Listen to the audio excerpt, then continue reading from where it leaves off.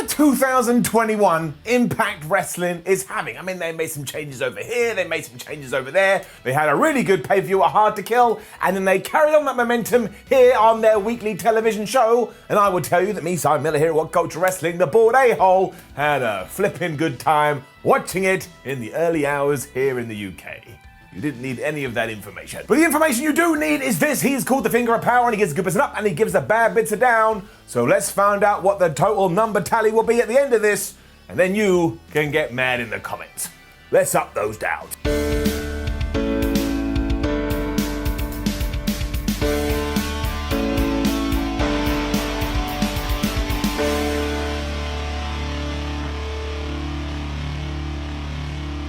Impact started with a look at what happened after Hard to Kill, because we had the Bullet Club, or the Offshoot Bullet Club, or the Fake Bullet Club, whatever the hell you want to call them, just partying down, and they were going to go to their hotel room and have a little bit of a dance. But just as they were leaving, Don Callis noticed the camera, and he decided to have a little bit of a conversation. He promised that it's just the start and huge things are coming, but the most interesting part of all of this is he kind of insinuated that Kenny Omega is done on Impact Wrestling for a little while, and I actually think that's what you should be doing. If you do it week after week after week after week, it just becomes a part of the TV. But now if you do hold it off for a few months and maybe he does return to take on Rich Swann and wins the Impact World Championship, well, we will be shouting about it from our houses, because where else are you going to go? We then had more fallout from the pay-per-view because it was Eric Young with Violent by Design in his corner taking on Rhino, who had Angry Cousin Jake in his. Now this is all fine and dandy, and I know I sound like a broken record, but I still don't really understand what Violent by Design's shtick is.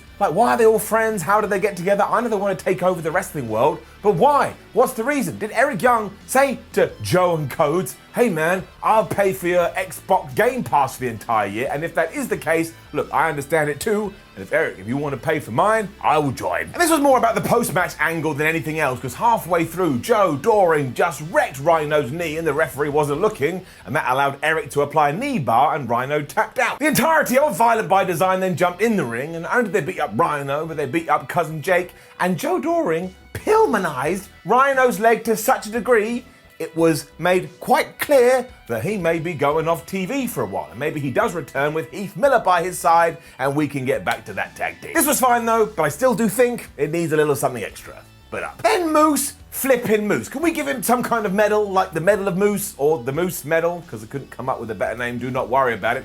But it was yet more posted interviews after Hard to Kill, and we were chatting to Rich Swann here when Moose arrived and just absolutely wrecked him, because as far as he's concerned, he did his duty, he did what he had to do for the team, but now he wants that world title. I totally believe he has what it takes to win it too. Impact Wrestling has done such a good job with Moose. AC Romero and Tommy Dreamer were then investigating the Johnny Bravo shooting. I think Impact have realized that we just need to get through this as quickly as we possibly can, because it was all wrapped up in a nice neat little package on this evening. Long story short is that it was Taya Valkyrie. I'll talk about it later when we get there, but it was Taya Valkyrie. Apparently she is leaving Impact Wrestling, so good luck to her wherever she is going, and she did indeed shoot Johnny Bravo because she was trying to protect her friend Rosemary. I will be very happy if I never hear about this again. It just didn't work for me, and it's getting it down. As it turned out though, this night on Impact Wrestling was going to be full of surprises, and the next segment was full of most of them.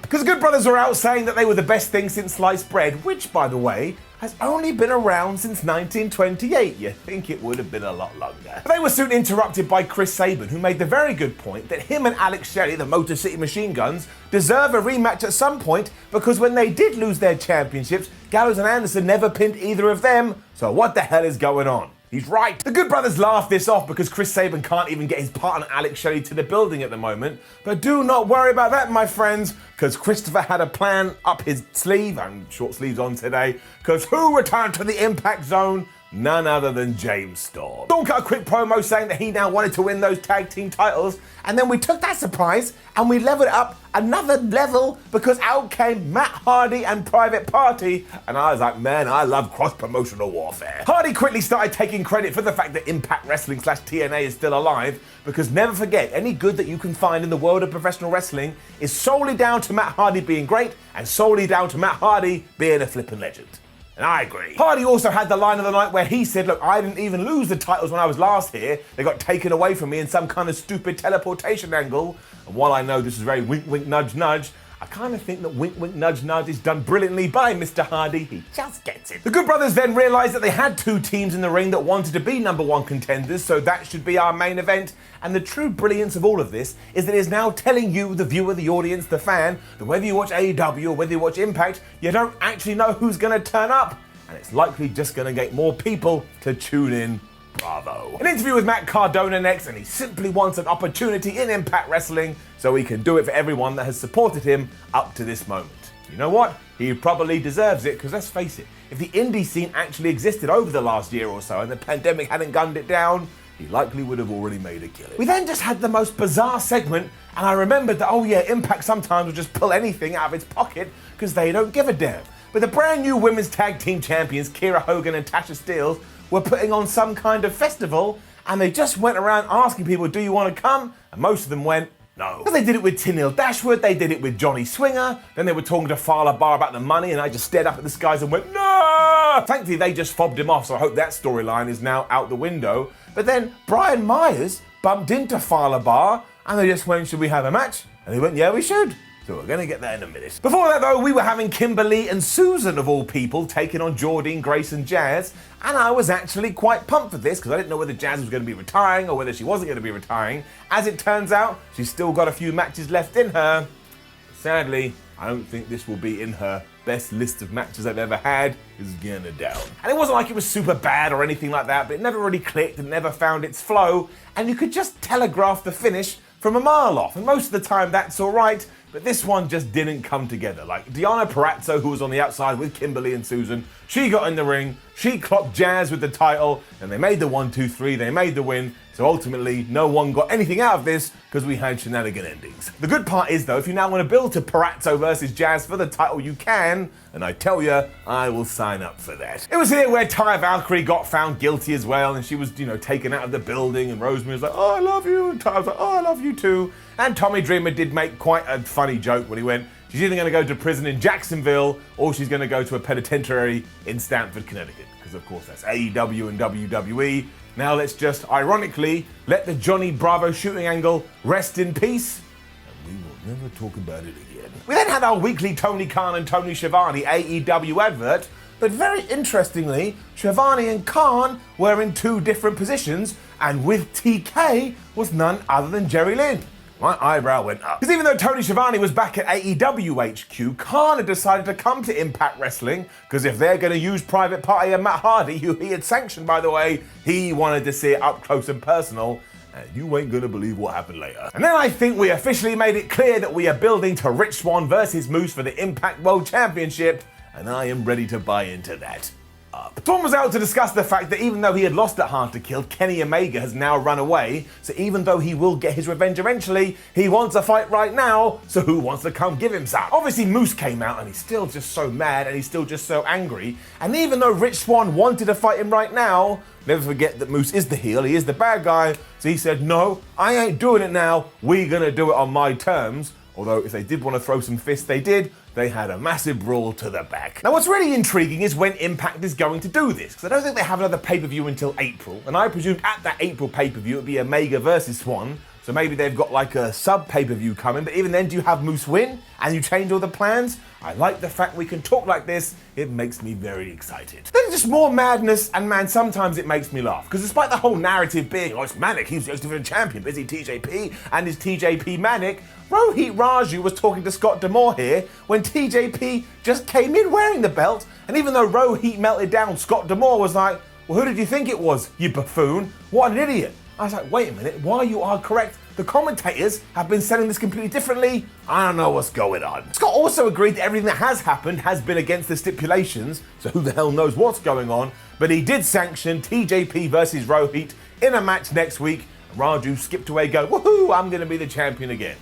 The twist, however, is when he had left, Scott D'Amore went to TJP, do you think he knows it's not for the title? And TJP said, well, he's gonna find out. Poor Rohit Raju. I officially have no idea what we're going to do with this. Steelz and Hogan then continued to plan their festival. I mean, what a sentence that is. There was just no rules in Impact, but they were found here by Havoc and Nevaeh, who wanted the platinum package for this event, but sadly for them, it's all sold out.